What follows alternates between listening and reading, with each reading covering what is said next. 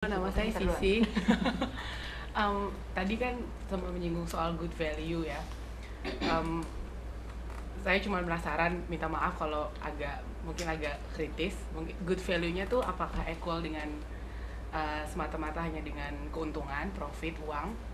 Karena jujur saya tuh salah satu penonton, seneng nonton Trans TV Trans 7. Tapi ada beberapa acara-acara di Trans TV, di Transmedia itu yang bikin saya yang kayak, ini kok TV Indonesia kayak gini ya gitu. Dan setelah tinggal di Australia 3 tahun, saya bisa melakukan perbandingan. Saya juga sekolah komunikasi.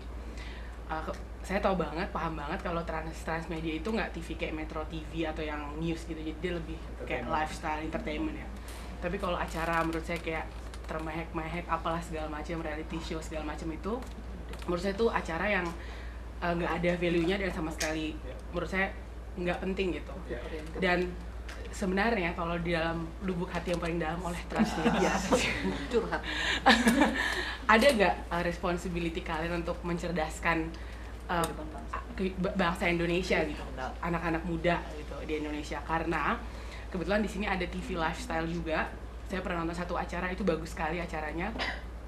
Itu adalah acara tentang seorang perempuan yang pergi ke India apa-apalah gitu.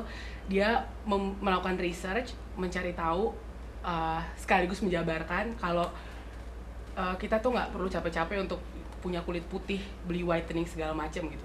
Dia tuh bikin research sampai ke India, sampai kemana-mana. Dia bilang kalau inilah gue proud dengan kulit gue yang kayak begini gitu.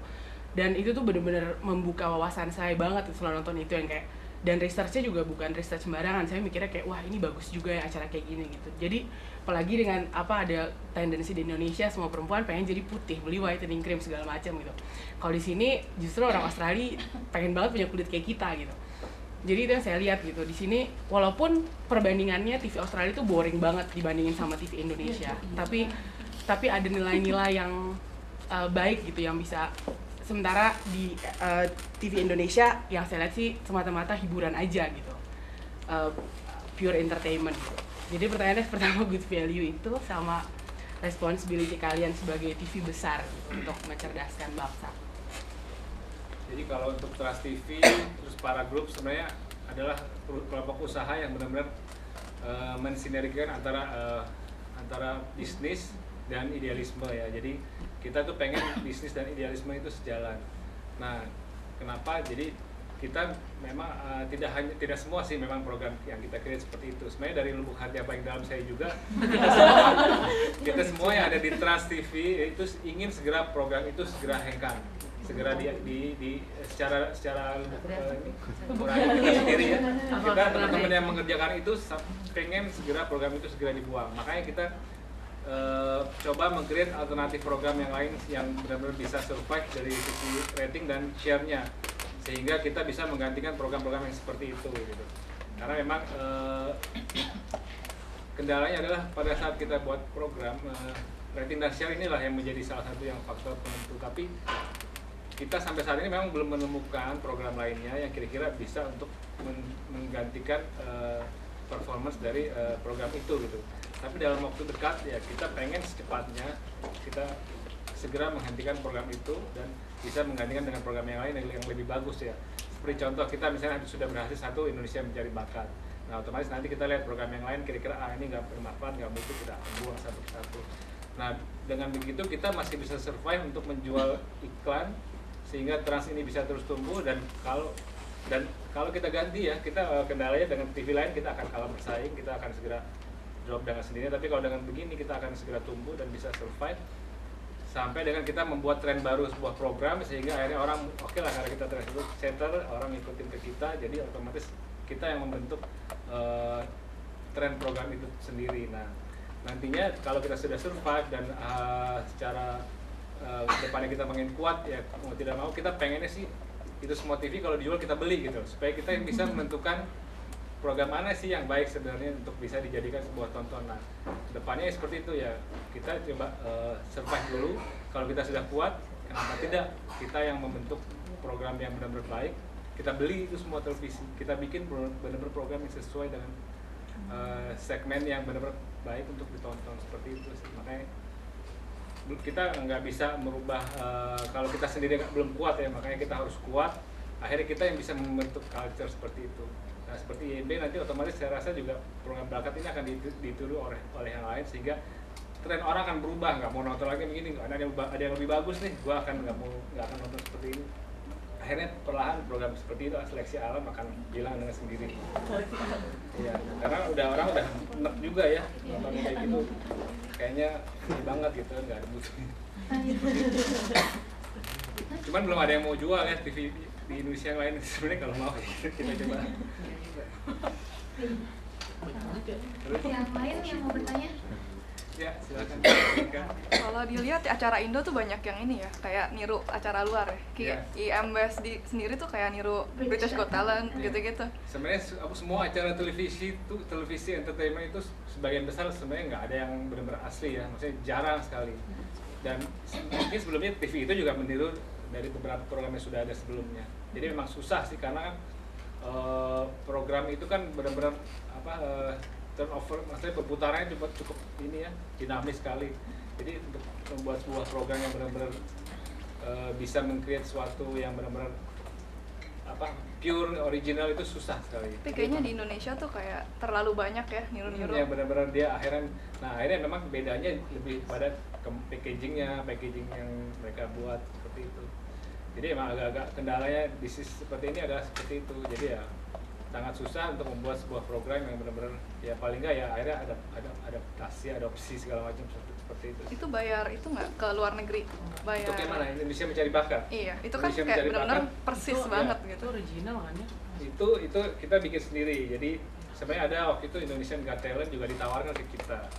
Tapi akhirnya kita nggak ambil, kita lebih baik kita buat sendiri aja gitu. Karena sebelumnya juga kita udah buat program yang namanya Gong Show itu juga semacam program bakat juga, tapi packagingnya yang berbeda.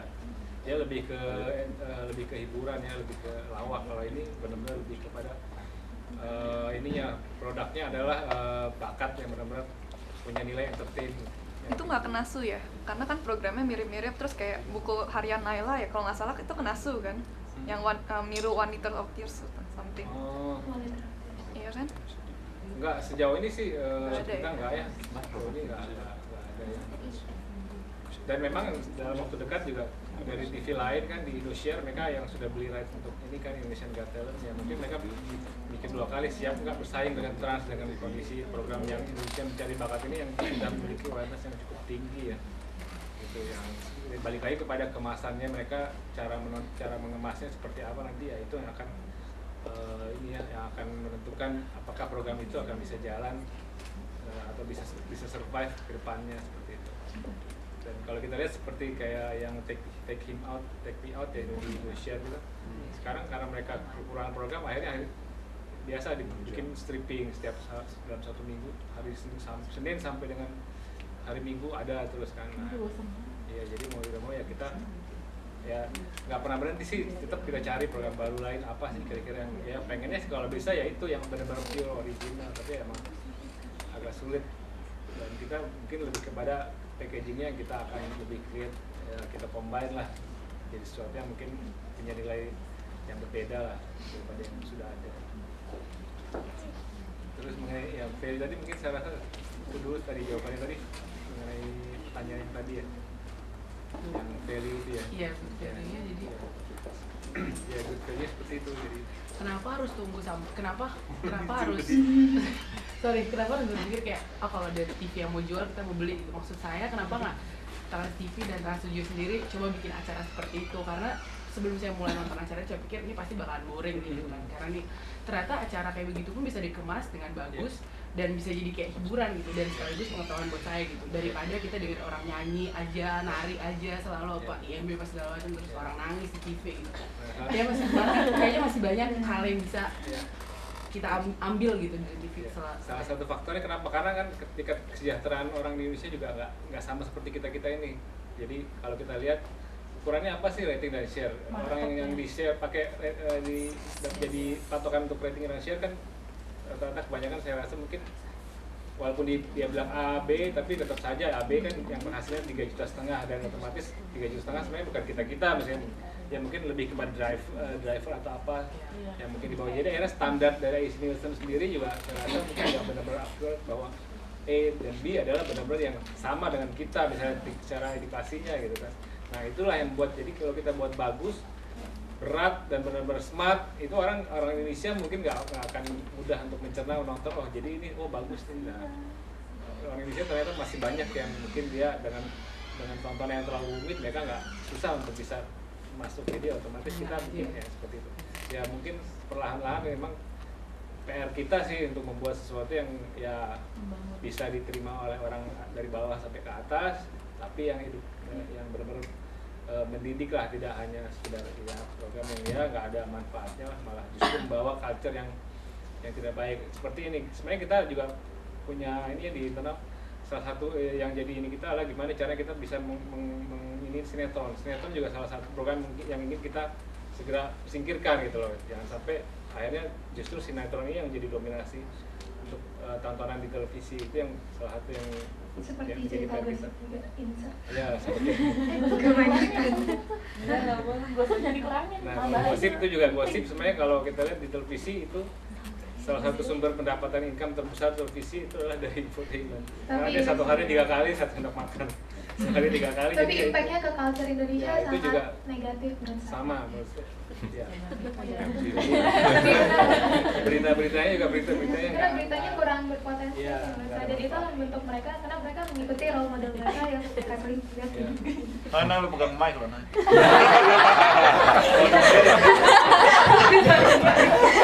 Kan berbawa gitu. Menurut saya ya, role model yang negatif ya. Iya, tapi kalau mau itu mungkin package-nya sedikit dirubah gitu untuk lebih, karena itu sangat mempengaruhi personality rakyatnya, dan itu benar-benar karena rakyat Indonesia tuh perlu bangkit dan perlu kayak menjadi yang berpendidikan. Dan peran Trans TV menurut saya transmedia sangat besar.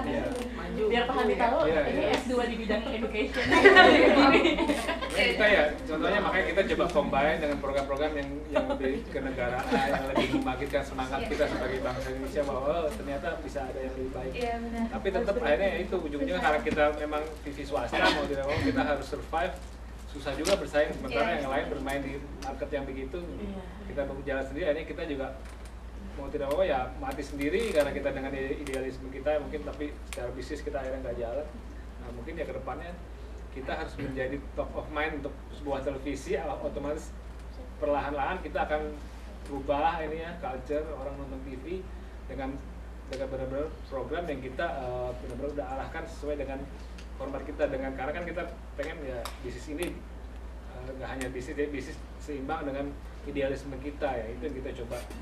Akhirnya mau tidak mau bagaimana caranya kita otomatis harus menguasai dulu ini ya, media di Indonesia, mau tidak mau ya, supaya kita bisa akhirnya nanti merubah ininya apa market untuk audiensnya yang sesuai dengan apa yang diinginkan oleh pemirsa.